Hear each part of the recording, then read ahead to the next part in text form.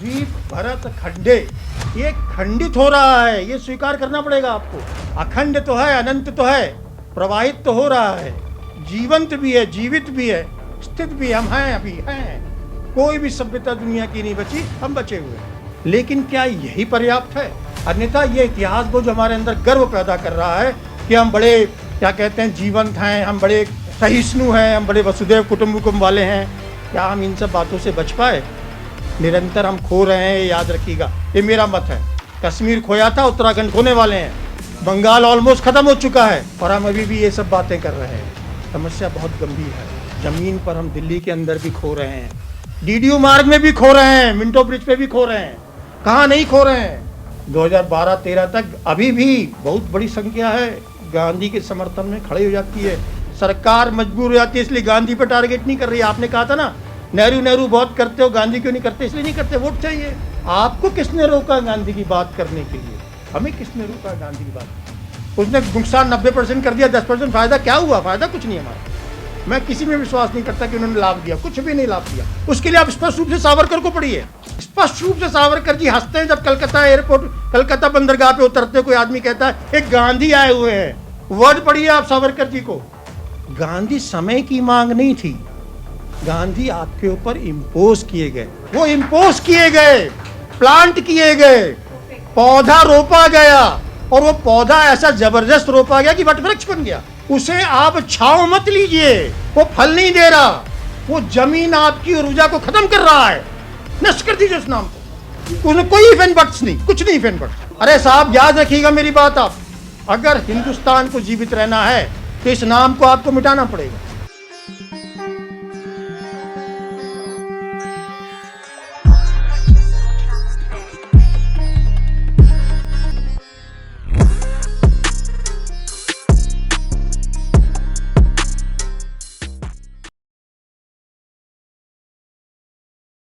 जय श्री राम से प्रारंभ किया था तो ये शब्द ही अपने आप में एक शक्ति बोध है पूरा।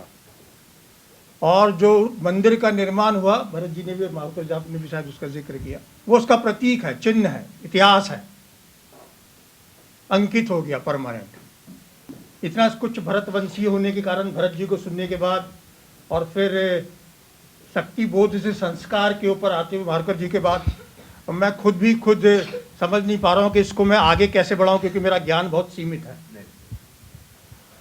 वैसे भी ईश्वर ने 2 आंख दिए हैं, 2 कान दिए हैं, 2 हाथ दिए हैं, मुंह एक ही दिया है। मैं बोलता कम हूँ।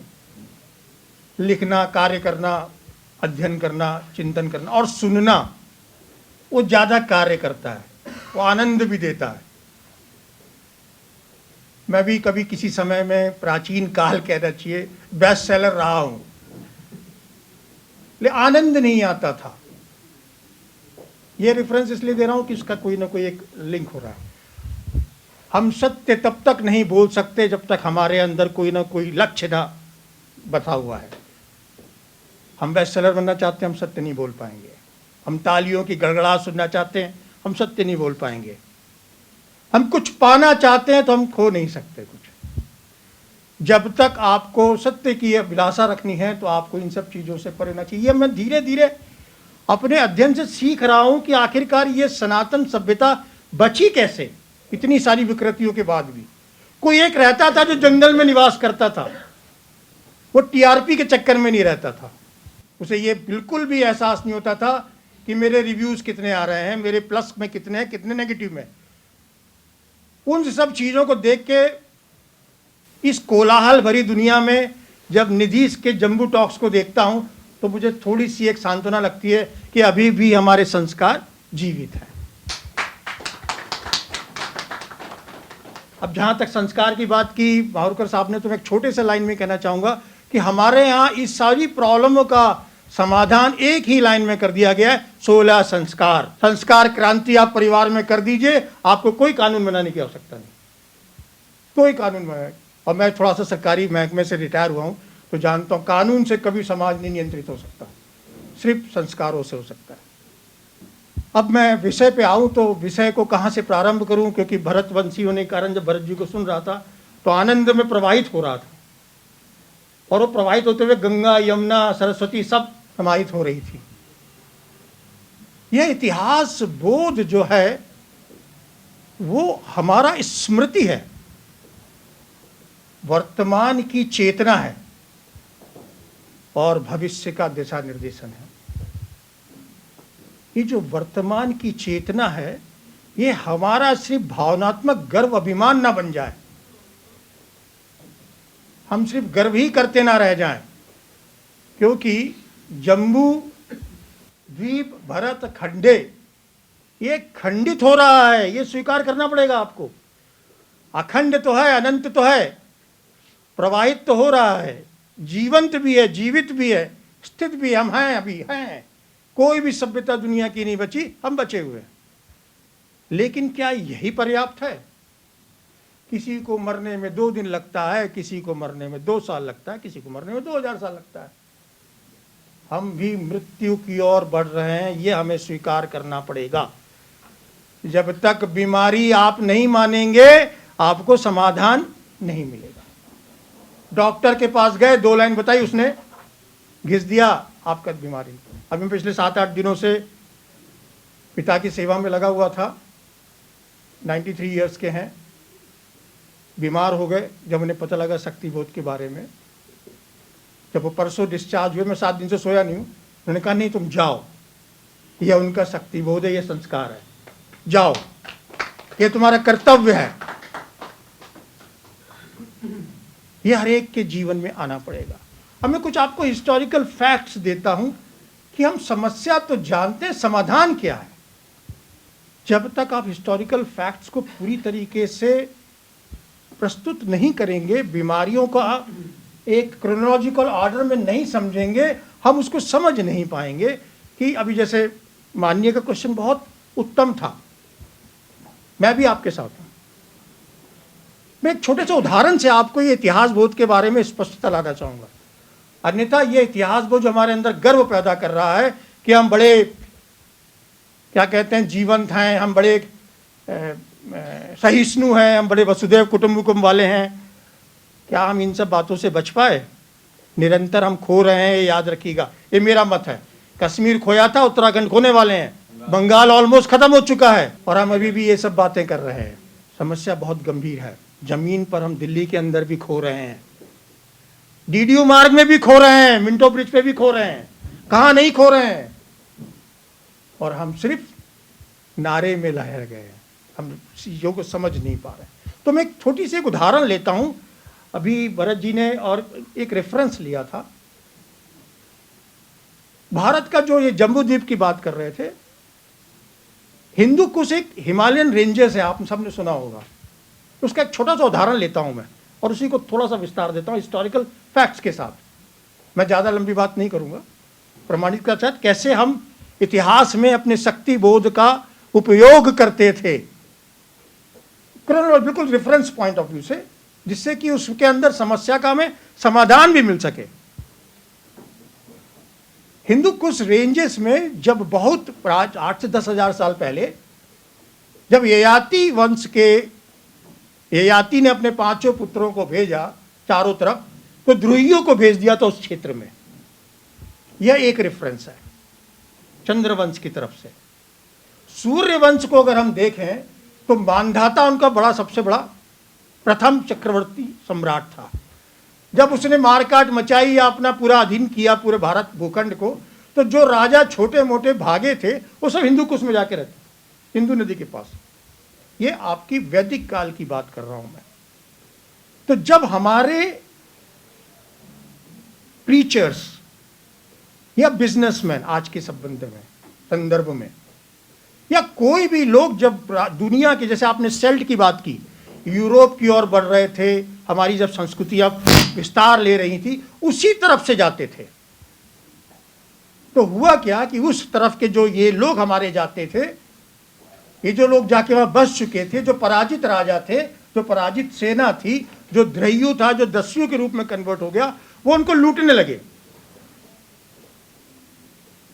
उनको लूटने लगे, एक नया व्यापार शुरू हुआ।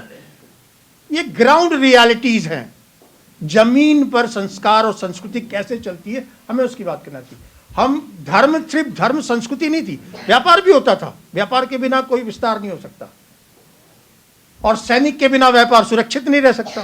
तो ये उस रूट से जाया करते थे, वहां लूटमार शुरू हो गई। वह जो एक प्रवृत्ति थी, वो प्रवृत्ति आज भी आपको 10,000 साल बाद उस रेंज में दिखाई देती है। अब ये बीच के गैप में क्या हुआ, मैं छोटा सा उसका उदाहरण देना चाहता हूं। ऐसे कई सारे उदाहरण आए हैं। जब पहला वैदिक काल में दासराग युद्ध होता है, तो जो राजा पराजित होता है, वो पराजित राजा चंद्रवंश का उसी सिंधु नदी के पास जाके छुप जाता है। ये रेफरेंसेस है हमारे, ये इतिहास बोध है, और वो कई जनरेशन तक वहां छुपे रहते हैं। और इसका रिप्रेजेंटेशन अगर आप चंद्रवंश को निकालें, तो रिक्ष राजा जो है उस पीरियड का, उसके बाद के 10-15 काल के राजाओं का रेफरेंसेस चंद्रवंश में गायब है। सर जी, मैंने बहुत ढूंढने की कोशिश की, बड़े सारे हिस्टोरिकल लोगों से पता लगा कि हाँ ये सत्य है। जब वो प्रॉब्लम हुई तो वो भाग गए। तो यहां सूर्यवंश की कई पीढ़ियां आ गई, चंद्रवंश की पीढ़ियों का नाम ही नहीं है। वो सारे राजा वहां अपने आप को जिंदा रखे हुए हैं। फिर एक वशिष्ठ वंश के एक आचार्य वहां जाते हैं और उनके पक्ष में खड़े होते हैं, उन्हें मार्ग निर्देशन देते हैं, और वो फाइट बैक करते हैं, और संवरण के समय में वापस आकर अपना हस्तिनापुर वापस लेते हैं। ये हिस्टोरिकल फैक्ट्स हैं। तो किसकी भूमिका बहुत महत्वपूर्ण हुई? आचार्य वशिष्ठ की। और संवरण के बाद फिर कुरु जो है अपने साम्राज्य को पुनः स्थापित करते हैं। ये एक हिस्टोरिकल कॉन्टेस्ट है। उसी तरह का हिस्टोरिकल कॉन्टेस्ट जो है तंसु के समय में होता है, जो सूर्यवंश के।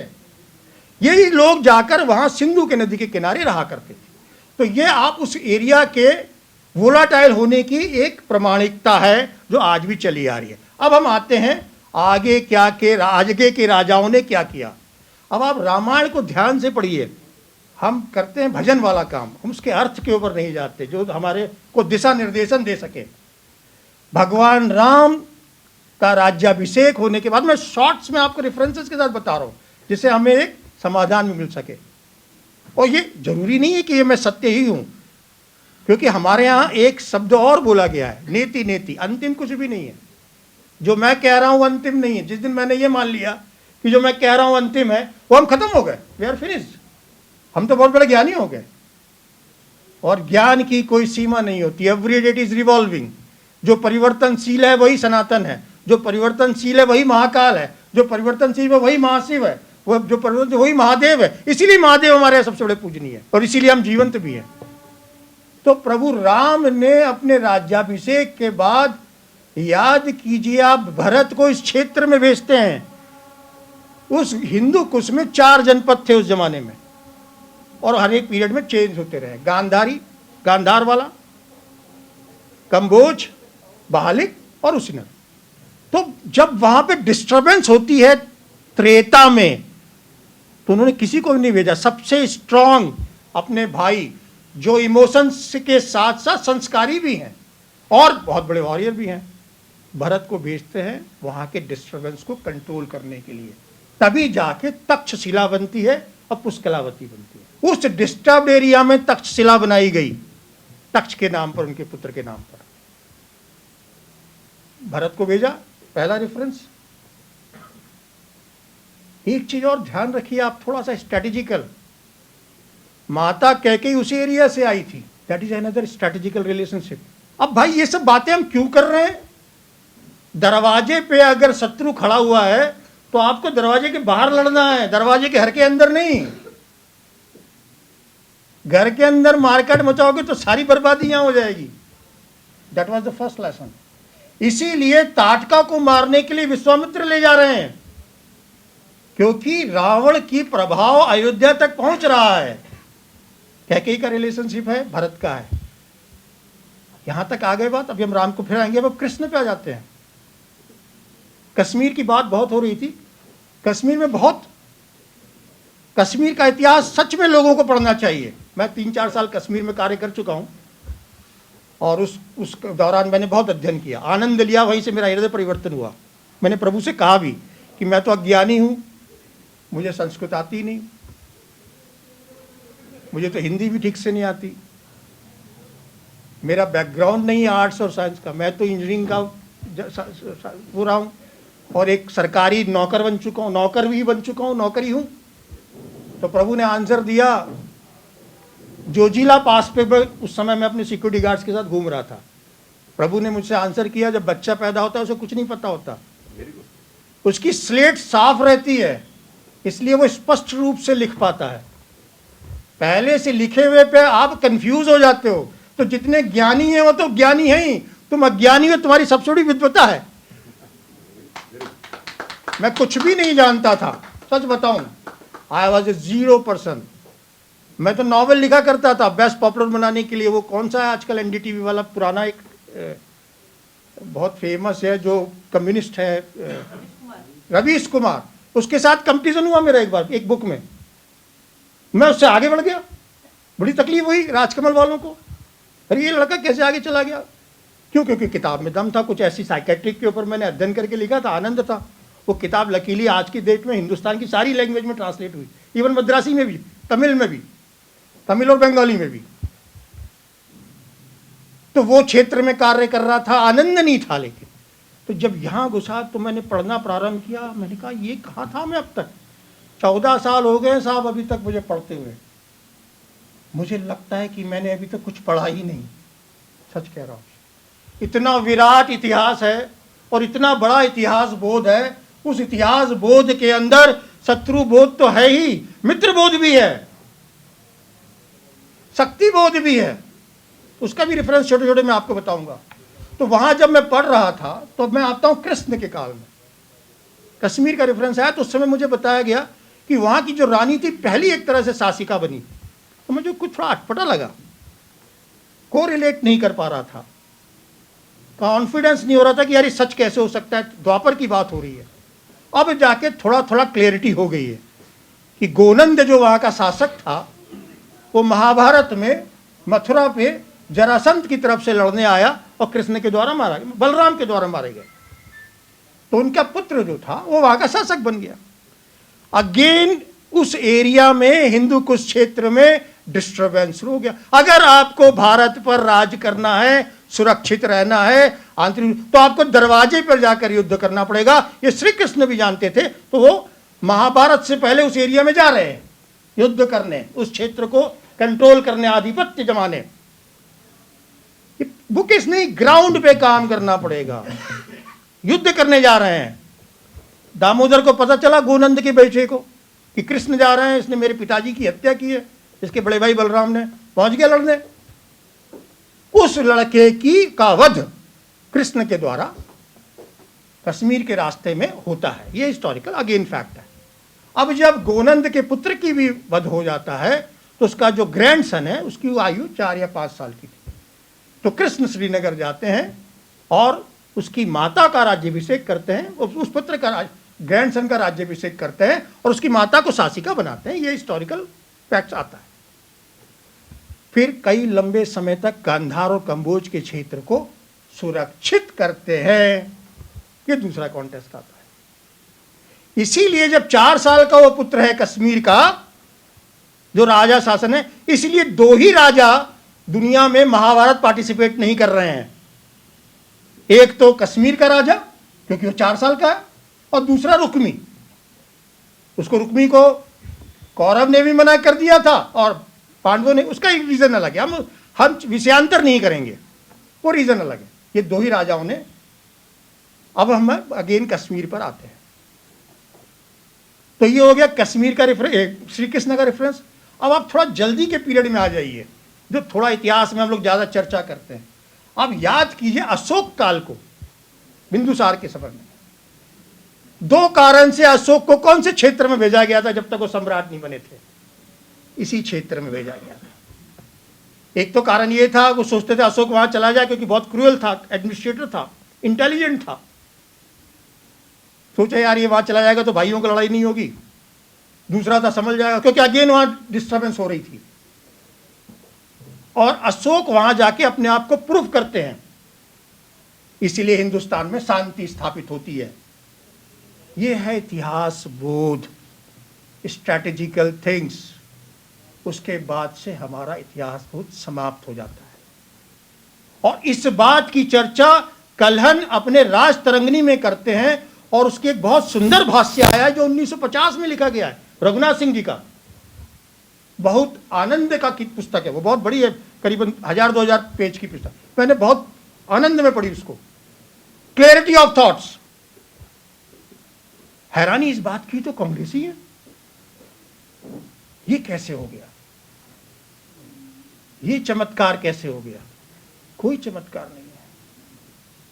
रघुनाथ सिंह जो उस पीरियड के एक बहुत बड़े प्रोमिनेंट लीडर थे, एमपी तो रहे, महत्वपूर्ण नहीं रहे, धीरे धीरे साइडलाइन कर दिए गए। और उनकी जब तीसरी पुस्तक आती 1960 और 70 के आसपास की, उसकी प्रीफेस को आप पढ़िए तो आपको उनकी पीड़ा समझ में आएगी।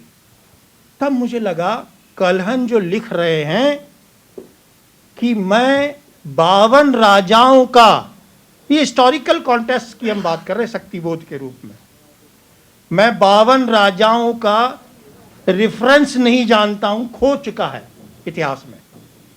क्यों? उसी क्षेत्र में इस्लामाइजेशन तीव्र गति से होने लगा,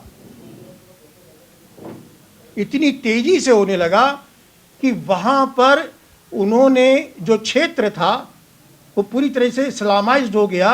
वो अपने पुरानी कोई भी चीज को रखना ही नहीं चाहते। उन्होंने अपने राजाओं के नाम भी मिटा दिए, धूमिल कर दिया, खत्म कर दिया, जिससे आप जान ही ना सको।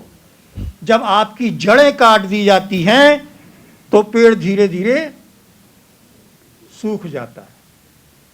वहां पर जब कोई इतिहास ही नहीं रहा तो इतिहास बोध भी नहीं रहा, और जब इतिहास बोध नहीं रहा तो कोई बैक नहीं जा सकता। आप बात कर लीजिए अफगानिस्तान में जाके धर्म परिवर्तन वापस करने की।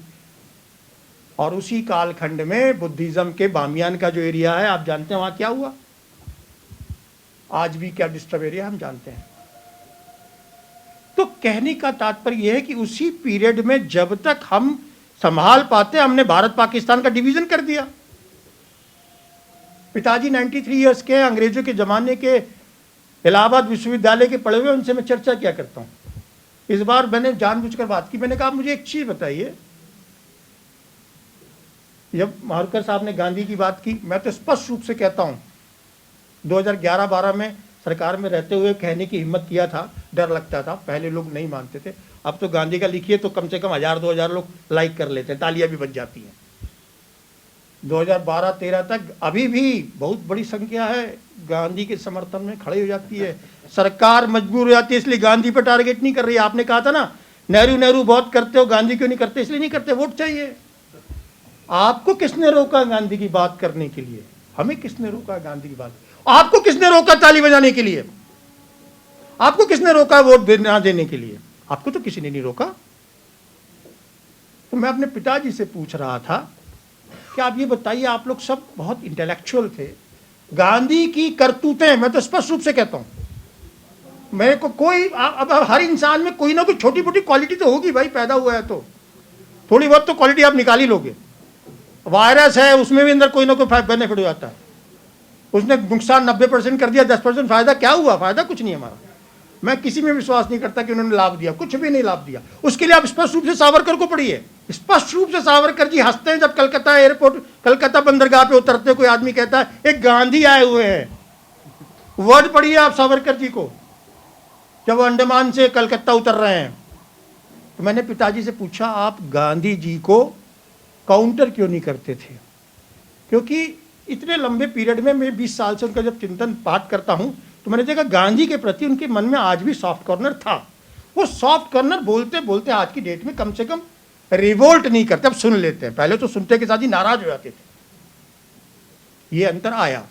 मैंने फिर पूछा इस वक्त कि गांधी को आप लोग समझ नहीं क्यों पाए? एक बात अहिंसा की आई यहां पर, बुद्धिज्म और जैनिज्म से। हर कालखंड हमारे यहाँ कोई ना कोई कालखंड के हिसाब से हमारे यहाँ धर्म की परिभाषा होती रही। अब मैं महाभारत पे आता हूँ पुनः, और आपने 1908 और 10 की किताबों का कई ने रेफरेंस दिया। मुझे भी एक किताब क्लिक कर गई 1906 की। गांधी का क्या जवाब दिया फादर? मैं दे रहा हूं, आपकी उत्सुकता बढ़ाना ही मेरा कार्य है। ये उत्सुकता ही आपको गांधी से डिटैच करेगी। नहीं तो फिर हाँ, बहुत सुंदर है, फिर तो ताली बजेगी। और तो 1906 में, एक मिनट में इस पॉइंट को खत्म कर दो। फैक्ट्स जो है विद ओरिजिनल एविडेंस, आप यदि ज्यादा से ज्यादा पब्लिक में आएंगे तो जो नई पीढ़ी है वो गांधी को गाली देगी। गांधी की मैं अपने ही पैनल की बात को काउंटर कर रहा हूं कि मैं गांधी की किसी भी खूबी के साथ नहीं खड़ा होना चाहता। जिन्होंने जितना नुकसान किया उससे ज्यादा नुकसान कोई नहीं कर सकता। इनफैक्ट मैं उसी का रेफरेंस आपको दे रहा हूं कि बुद्ध का जो काल था, या बुद्ध और जैन जो आए, उस समय की आवश्यकता थी। क्यों? क्योंकि महाभारत के बाद, वो मैं किताब का रेफरेंस जानबूझकर दे रहा हूं, 1906 की किताब आई है हिंदू सुपीरियरिटी। उसमें एक वर्ड है, स्टेटमेंट बहुत सुंदर है, Mahabharata the loss of India the gain of world. It's a very, एक कैप्सूल है ये इंफॉर्मेशन का। महाभारत कालखंड के कारण हमने बहुत कुछ खोया है। महाभारत युद्ध, सारे इंटेलेक्चुअल्स जो नहीं लड़ सकते तो भाग गए, और भाग के पूरी दुनिया में जाके बस गए, और जो नहीं भाग पाए वो मार दिए गए, खत्म हो गया। तो अराजकता फैल गई। वो अराजकता इतनी भीषण थी, इतनी भीषण थी, हर तरह की अराजकता थी। वर्ण व्यवस्था में भी अराजकता थी, जिसका रेफरेंसेस महाभारत में आ चुका है सर। महाभारत में वर्ण व्यवस्था का प्रॉब्लम शुरू हो चुकी है। इतनी भीषण थी कि बुद्ध और वो प्रोडक्ट थे उस समय के काल के। उन्होंने ये नहीं कहा कि हम अहिंसा को बर्दाश्त करें, उन्होंने कहा हमें अहिंसा करना नहीं है। गांधी समय की मांग नहीं थी, गांधी आपके ऊपर इंपोज किए गए, वो इंपोज किए गए, प्लांट किए गए, पौधा रोपा गया, और वो पौधा ऐसा जबरदस्त रोपा गया कि वटवृक्ष बन गया। उसे आप छांव मत लीजिए, वो फल नहीं दे रहा, वो जमीन आपकी ऊर्जा को खत्म कर रहा है। नष्ट कर दीजिए उस नाम को, खत्म कर दीजिए उस नाम को। उसमें कोई इफ बट्स नहीं, कुछ नहीं इफ बट्स। अच्छा यही हुआ कि महात्मा लगना बंद हो गया। अरे साहब याद रखिएगा मेरी बात, आप अगर हिंदुस्तान को जीवित रहना है तो इस नाम को आपको मिटाना पड़ेगा। अगर रसिया जिंदा है, स्टालिन को क्रिटिसाइज करके उसकी मूर्तियों को तोड़ दिया, हमें कार्य करना पड़ेगा। अगर आपकी जीवंत इतिहास रहना है तो इसके साथ आप नहीं जी सकते। कोई आदमी आपको मारने आ रहा है, आप अहिंसा, ये तो नेचर का ही सिद्धांत नहीं। छोटी सी चिड़िया होती है ना, मासूम सी चिड़िया, उसको आप कॉर्नर में ढकेल दीजिए, कर दीजिए, और ढकेलते ढकेलते एकदम उसके पास चले आइए, वो भी चोंच मारती है। आप ये देखिए, ये सिद्धांत हिंदुओं के ऊपर लागू करते थे, वो इस्लाम वालों पर नहीं करते थे। तो ये इम्पोजिंग था, और बहुत सारे डिफरेंसेस हैं। 1930 के बाद कोई भी बहुत बड़ा भारत स्वतंत्रता संग्राम, संग्राम शब्द यूज भी किया था, ऐसा कुछ हुआ क्या 1930 के बाद? इट वॉज जस्ट ट्रांसफॉर्मेशन और transfer of power because of certain reason, क्योंकि ब्रिटेन के पास कुछ बचा ही नहीं था। तो इन सब आधारों के बाद यह हो गया हमारी चेतना, जो हमें वर्तमान में स्वीकार करना पड़ेगा, तब भी हम भविष्य के इतिहास में जा सकेंगे, हम भविष्य का इतिहास बना पाएंगे। अब हम छोटे से एक मित्रबोध और शत्रुबोध के रेफरेंसेस की बात कर लेता हूं मैं, रेफरेंस के साथ। बोर तो नहीं हो रहे आप? मैं खत्म कर सकता हूं, मुझे कोई भी वो आपत्ति नहीं है कि रेफरेंसेस की बात करके। मित्रबोध, आपने गांधी की बात की, तो पिताजी अब इस वक्त 93 इयर्स के एज में अब कहते हैं, हाँ हमसे गलती हुई है। अगली लाइन ज्यादा महत्वपूर्ण है, मैं चाहता हूं ये गलती तुम लोग नहीं करना अपने जीवन में। इसका संदेश क्या है इस लाइन के पीछे? क्योंकि हमारा डिस्कशन हमेशा इंटेंस होता रहता है। जो बौद्धिक वर्ग है उसे जयकारा वाला नहीं बनना है, उसे हमेशा अलर्ट मोड में रहना है, क्रिटिक्स नहीं करना है, अलर्ट मोड में रहना है, उसे सत्य बोलना है। मैंने भरत जी के सामने, इतने विद्वान पुरुष हैं, अपनी भावना सुबह ही प्रस्तुत कर दी थी। और वो कब आ सकती है? जब मुझे पता है कि मुझे इसके विरुद्ध में नुकसान ही हो सकता है। कोई बात नहीं, आपको बौद्धिक वर्ग, तो मैंने एक प्रश्न पूछा था उनसे, 12 पूछा करता था, और एक प्रश्न आप अपने आप से पूछिएगा, आप अपने आप से पूछिएगा। सारे इंटेलेक्चुअल लोग बैठे हुए हैं, मुझसे ज़्यादा ज्ञानी और मुझसे ज़्यादा कई पढ़े लिखे भी लोग हैं। मैं शायद अब तो 14 साल पढ़ पाया हूँ, 14 साल 15 साल से पढ़ा, आप तो पता नहीं 50-50 साल से पढ़ रहे हैं। हाँ, ये कि 14 साल से मैं इंटेंस पढ़ रहा हूँ और कुछ करता ही नहीं हूँ। आप 1910 से लेकर 1950 तक के बीच का और उससे थोड़ा बाद के पीरियड का भी भारतीय इतिहास लेखन, उपन्यास लेखन, लेख लेखन, निबंध लेखन, पत्रिका लेखन, भाषण, किसी में किसी भी इंटेलेक्चुअल ने क्या ऐसा कोई भी संशय बताया था कि विभाजन होने वाला है या विभाजन हो सकता है? किसी ने बताया था? एक प्रश्न पूछ रहा हूं। सावरकर ने बताया, सावरकर जी का तो छोड़ दीजिए, वो तो अपन आएंगे उस पर। कोई और इंटेलेक्चुअल ने, किसी प्रेमचंद ने बताया था? कोई नहीं। जैनेन्द्र जी ने बताया था? बंगाल लेटर ने बताया। उसको अनपॉपुलर कर दिया गया होगा। बंकिम चंद्र को, मतलब कुछ लोगों को छोड़ दीजिए, मैं बंगाली में ही आ रहा हूं। बंगाली में भी किसको पॉपुलर किया गया? छोड़िए, उसके अलावा देवदास। सब लोग देवदास बन जाओ, नारी में डूब जाओ, शराब में डूब जाओ, प्रेम में डूब जाओ। हमारे यहाँ कोई चरित्र देवदास है कि हम किसी भी रामायण में, महाभारत में? सभी लोग नृत्य में, आनंद में, काम में, सभी में आनंद लेते हैं, लेकिन देवदास कोई नहीं है। कोई कैरेक्टर है क्या? आप बताइए। Devdas super hero, super character, golden jubilee, silver jubilee, ये आपके दिमाग को ब्रेन वॉश करता है। बंगाल का लिटरेचर पढ़ लीजिए आप। जब मेरे पहली बार बंगाली में ट्रांसलेशन किताब हुई 2011 में, तो ममता जी उस समय मुख्यमंत्री नहीं थी, इंसिडेंटली वो भी कार्यक्रम में थी, क्योंकि वो भी एक लेखिका है, आप याद रखिएगा। वो कैसी, वो डिफरेंट चीज़ है। आज मन करता है उनसे एक चीज़ पूछूं, ममता दी, आपने सब कुछ तो पा लिया, सब कुछ पा लिया आपने इस जीवन काल में, अपना एक भविष्य अब सुरक्षित कर लीजिए। कहीं ऐसा ना हो कोई भरत जी और मावरकर जी आज से 50 साल बाद आके कहे इस ममता ने बंगाल को बर्बाद कर दिया। वो तो कहने ही वाले हैं, अभी कहते हैं। कोई कहे उनसे इस बात को, कर ही दिया उसने बर्बाद। अब तो उसको अपनी जान के लारे पड़े हुए हैं। वो तो यह जिनको पाल रही है वही उसको काटेंगे। तो ऐसे ममता हमने जीवन में 200 साल में कई पैदा किए। हमने इस, आपने बिल्कुल सही कहा, धन्यवाद धन्यवाद। मेरा फ्लो खत्म हो जाता था, मैं अपनी भावों को प्रकट कर रहा हूँ। मैं असत्य भी हो सकता हूँ, मैं आज से कह दूं मैं असत्य भी हो सकता हूँ, लेकिन हाँ चिंतन में रहता हूँ। मैं बहुत कुछ समझने का प्रयत्न कि प्रवाह में आप देखिए, हमने 100 नहीं 200 नहीं, हमने 1000 साल में बहुत सारी प्रॉब्लम्स की हैं। अब मैं पुनः कल्याण पे आ रहा हूँ। ये जो आप बात कर रहे थे मावरकर साहब, विदौल क्षमा, कोई किसी से कंपैरिजन में सॉफ्ट और हार्ड नहीं होता। वायरस वायरस होता है, ये एक वायरस है। हमें वैचारिक रूप से, और आज मैं थोड़ी सी अपनी भावनाओं प्रकट कर सकता हूं। कृष्ण ने महाभारत से पहले जरासंध को खत्म किया था और काल यवन को। ये स्ट्रेटेजिकल पॉइंट था। अगर महाभारत तक जरासंध जीवित रहता, काल यवन जीवित रहता, साल्व जीवित रहता, तो सारी इक्वेशन चेंज हो जाती। ये स्ट्रेटेजिकल पॉइंट था। अगर वार होगा भरत जी, तो अरब का क्या रोल रहेगा? आप यूरोप जाइए, अभी मैं अध्ययन के लिए यूरोप में रहा हूँ 4 महीना 3 महीना। यूरोप को अगर नहीं बचाया गया तो हिंदुस्तान से पहले खत्म हो जाएगा। और अगर यूरोप खत्म होता है, भाई साहब मेरी बात आप नोट कर लीजिएगा, मैं बहुत डिफरेंट टाइप की बात कर रहा हूँ। हम वाइट की बात करते हैं, इसकी बात करते हैं। अगर यूरोप खत्म हो जाएगा, हमारा नुकसान ज़्यादा होगा। अब मैं उस पर आता हूँ वापस इधर हिस्टोरिकल रेफरेंसेस में। तिब्बत जब ग्रो कर रहा था तो डर चाइना को था, उसका बैड इफेक्ट कश्मीर पे पड़ा और हम उसे समझ नहीं पाए।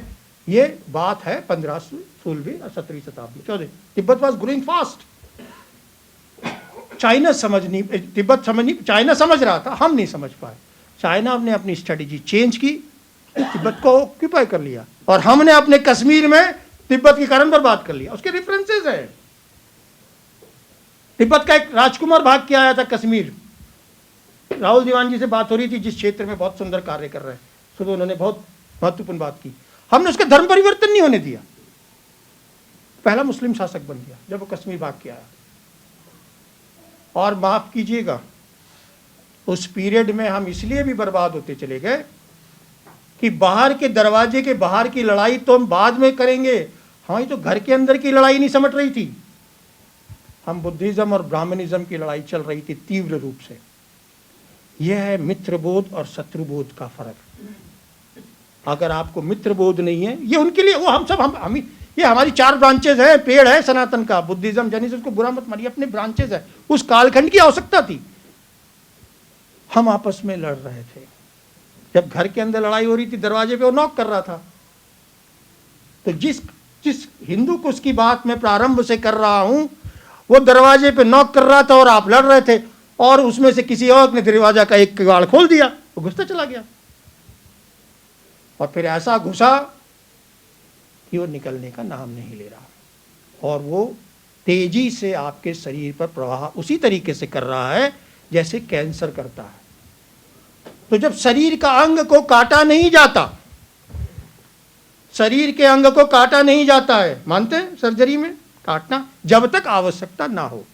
लेकिन अगर काटा जाता है तो ऐसा काटा जाता है कि उसके कोई कण यहां ना रह जाए। एक सिंपल सी बायोलॉजी है। मैं नहीं हूं डॉक्टर, इतना तो जानता हूं कि वायरस को खत्म करना तो एक वायरस भी नहीं छोड़ा जाता। हमने सर्जरी तो की, लेकिन सारे कीटाणु यहां रख लिए। कैसी सर्जरी है ये? गोरखपुर में एक लेक्चर के लिए मैं गया था, गोरखपुर में एक लेक्चर के लिए गया था। प्लीज मुझे कंप्लीट कर लेने दीजिए, फिर आप जितना प्रश्न, मैं गलत भी हो सकता हूं, अगेन अपने रेफरेंसेस दे रहा हूं। गोरखपुर में एक लेक्चर के लिए गया था। लेक्चर से पहले विद्वान लोगों के बीच में बैठा हुआ था, 2 कान दिए, सुनता ज्यादा हूं, बोलता कम हूं। वहां बहुत सारी चर्चाएं चल रही थी। चर्चा में एक बात आई, अरे यार वही वाली बात, अरे 25 करोड़ क्या किया जाए।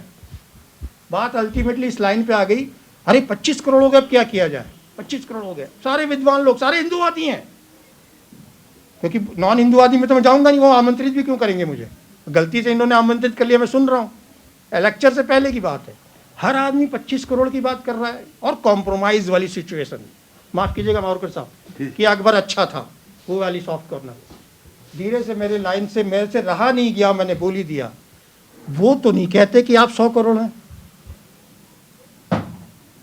नहीं बात आपको, आप हमेशा से उनके 25 करोड़ के लिए चिंता कर रहे हैं, वो कभी चिंता नहीं करते कि आप 100 करोड़ हैं। तो धीरे धीरे धीरे धीरे धीरे धीरे चीज़ों को स्ट्रेटेजिकली, यह एक ऐसी विचारधारा है जो कैंसर के रूप में आपके बॉडी पर प्रवेश कर जाती है, तो फिर आप उससे बच नहीं सकते। उसके 2 ही समाधान हैं। उस समाधान से पूर्व में एक छोटा सा रेफरेंस फॉरेन का भी दे देता हूं, क्योंकि कहीं ग्रीस की भी बात आई थी, रोमन, और उसकी छोटे से उदाहरण दे देता हूं। हमें सीख लेना चाहिए। हमारे उपनिषदों में यह भी कहा गया है, चारों दरवाजे खोल के रखिए, जहां जहां से ज्ञान प्राप्त हो ले लीजिए, ऐसे ही कुछ कहा गया है। कोई पॉइंट आया था, इसलिए मैं वो लाइन को रेफरेंस करना चाहता हूं। ग्रीक सिविलाइजेशन में क्रीट आइलैंड होता था, और सबसे समृद्ध और सबसे रिवॉल्यूशनरी और बड़ा डेमोक्रेटिक था। वो मेन लैंड से थोड़ा दूर था, रिच था क्रीट। उसको मायोनी कहते हैं, ऐसा कुछ वर्ड है, सभ्यता थी। वो ग्रीक का ही पार्ट था, लेकिन वो क्रीट सिविलाइजेशन अलग थी। मेन लैंड में वो सिविलाइजेशन का नाम माइसेनिया, वो अलग थी। इन दोनों के बीच में कन्फ्लिक्ट होता है। ये बेचारे लड़ने में कमजोर हैं, लड़ते उड़ते नहीं, समृद्ध हैं, लड़ते नहीं है। और ग्रीक का जो मेन आइलैंड है, मेन लैंड है, वो लड़ने वाले हैं। वो 200-400 साल में क्रीट सिविलाइजेशन खत्म हो जाती है। एक छोटा सा रेफरेंस आता है ग्रीस में। ग्रीक आखिरकार खत्म क्यों हुआ, रोमन एम्पायर अल्टीमेटली आया क्यों, उसका एकमात्र कारण है जिसे हमें सीख लेनी चाहिए, वो है आपस की लड़ाई। इतना आपस में लड़ते थे कि आखिरकार वहां पे भी 2 नॉवेल्स जो बने हुए हैं वर्ल्ड हिस्ट्री के, वो आपस के इंटरनल कन्फ्लिक्ट के ही हैं। इतना लड़ते थे कि रोमन ने ऑक्यूपाई कर लिया। अब रोमन के साथ क्या समस्या आई, वो भी इतनी सुपीरियरिटी कॉम्प्लेक्स में चले गए। ये संदेश है हमारे लिए, इतनी सुपीरियरिटी कॉम्प्लेक्स में चले गए, रोमन भी खत्म हो गए। ऑटोमन आ गया था, आ रहा था, प्रवेश कर चुका था। एक हिस्टोरिकल फैक्ट आप नोट कीजिए, ये सारे के सारे कोलंबस ओलंबस टाइप के जो ये ब्रांड है, ये जब Alexander by land by route, cycle, motorcycle, auto, जिससे भी समझ लीजिए आप, मतलब थल मार्ग से हिंदुस्तान पहुंच चुका था, और उससे कई हजार साल पहले आ चुका था। फिर भैया ये भारत को उस रूट से ढूंढने की कोशिश आखिरकार क्यों करनी पड़ रही थी? कभी ये प्रश्न भी मन में आना चाहिए, ये प्रश्न मन में आ जाना चाहिए कि उधर से क्यों? अरे भाई हिंदुस्तान तो कनेक्शन था ना, फिर घूम के बार बार अफ्रीका से घूमकर कोलंबस को नया और ये वास्को डी गामा को नया, ये नए नए रूट क्यों है? कारण ये था कि बहुत बड़ा शैतान बीच के रास्ते में पैदा हो चुका था, आप उसकी तरफ से जा ही नहीं सकते थे। तो वाइट लोग ऑलरेडी इनके अंदर में आ चुके थे, थ्रेट में बिजनेस का वो था, उन्होंने दूसरा रूट निकाला। ये हिस्टोरिकल फैक्ट है, ये नहीं बताता कोई ब्रिटिश हिस्टोरियन कि भैया हम रास्ते से इसलिए नहीं आते थे क्योंकि उस रास्ते से आ ही नहीं सकते थे।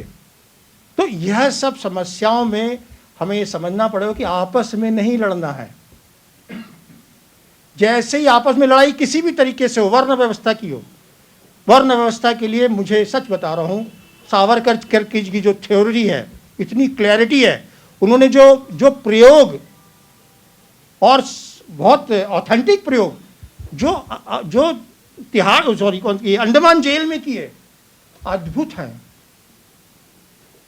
पढ़िए अब आपको, जो ये समस्या है हमें स्वीकार करना पड़ेगा। और भी रेफरेंसेस आते हैं, उसको मैं आगे विषयांतर हो जाएगा कि जब लड़ने के लिए लड़ाई हो रही है, सिर्फ 4 को ही बोला जाए लड़ने के लिए, बाकी 96 ना लड़े, ये सिविलाइजेशन ऐसे नहीं बच सकती। नालंदा क्यों जली? मैंने निधि से किसी समय में 2 साल पहले लाइन कही थी, हम नालंदा जलने की बात तो करते हैं, ये बात नहीं करते कि नालंदा आखिरकार जली क्यों। ऐसा ज्ञान किस काम का अगर वो आपकी आत्मसुरक्षा ना कर सके? It is a waste. तो हमें नालंदा जलने से सीख लेना है कि कोई और दिल्ली विश्वविद्यालय ना जले, जेएनयू ना जले, कश्मीर आधा जैसा भी स्थिति में उत्तराखंड वो ना बने। तो इसका समाधान क्या है? जो कुछ हो रहा है ये समाधान तो नहीं है, यकीनन समाधान नहीं है। किसी सभ्यता को बचाने के लिए 10-11 साल पर्याप्त होते हैं रास्ता दिखाई देने के लिए। There is something, clarity of thoughts are not there. बिल्कुल सत्य है। हमारे पाठ्यक्रम में आज भी क्या पढ़ाया जा रहा है उसका एक छोटा सा रेफरेंस देखिए, मैं अपनी बात खत्म करता हूँ। पिताजी के कारण सारी नेक्स्ट जनरेशन मेरी ज़्यादातर अमेरिका और यूरोप में बड़ी बड़ी यूनिवर्सिटीज़ में है, वो सब बच्चे आए हुए थे, रात को बैठकें हो रही थी। एक छोटा सा मैं आपको रेफरेंस दे रहा हूँ। हम बहुत गर्व की बात करते हैं, अमेरिकी चैनल पे भी चले जाए तो बड़ी बड़ी बातें करते हैं, हम बहुत ज़्यादा बातें करते हैं, 1-2 लाख व्यूज़ मिल जाते हैं। आप कैम्ब्रिज में, हार्वर्ड में, MIT में हिंदुइज्म पर कितने रिसर्च चेयर, PhD सब्जेक्ट्स विषय है आप चेक कर लीजिए, और इस्लाम पर कितने हैं वो चेक कर लीजिए।